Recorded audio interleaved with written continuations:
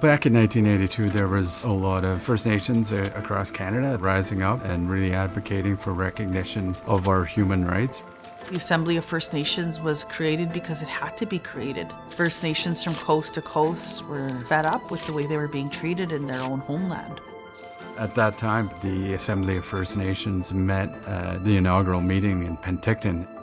People didn't have money at the time for flights, and people drove. Like, people were there from the East Coast, from northern Alberta, but people were uniting together.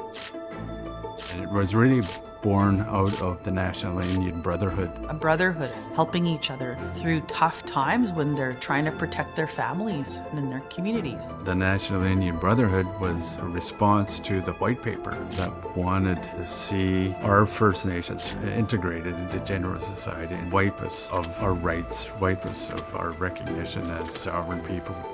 There was many First Nations leaders that met in Penticton to discuss how best to move forward, how were we going to best engage with the federal government, and created the Assembly of First Nations at that time. It was all of our ancestors, our grandmothers and grandfathers, who fought really hard to change the way that we were being treated in our own country. There's 630 plus communities, and it was really important that AFN bring us all together to have one voice and advocate. The first national chief was appointed, and then that was Dr. David Hedicue. Well, the AFN has been instrumental in many fronts. Day school settlement, the residential school settlement, Stephen Harper and that apology, that didn't come lightly, that came from a push from the AFN. Also, of course, their long-standing fight at the Canadian Human Rights Tribunal on child welfare. The work that we're doing to influence policy, whether that's with fisheries or natural resources or child welfare policies, and the work that we're doing with the federal government to implement the United Nations Declaration Act, which is a recognition of our human rights to govern ourselves. We're going to see the King this year, a delegation for the first time ever, and we're going to make declarations about the unity of this country.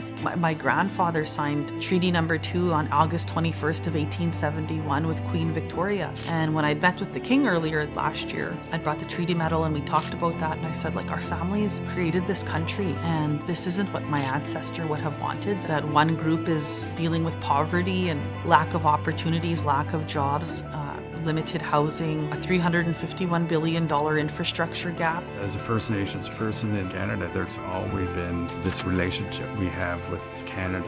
It's born out of colonization. At some point in our history, that relationship will change for the betterment for our future generations. Many of the leaders at that time said, we don't want to put this on our children. And now the children are taking over. And now we're saying the same thing. And I certainly hope that we get the majority of the work done now so we don't burden our children to recognize our sovereignty, self-determination for the betterment of all our First Nations peoples going into the future.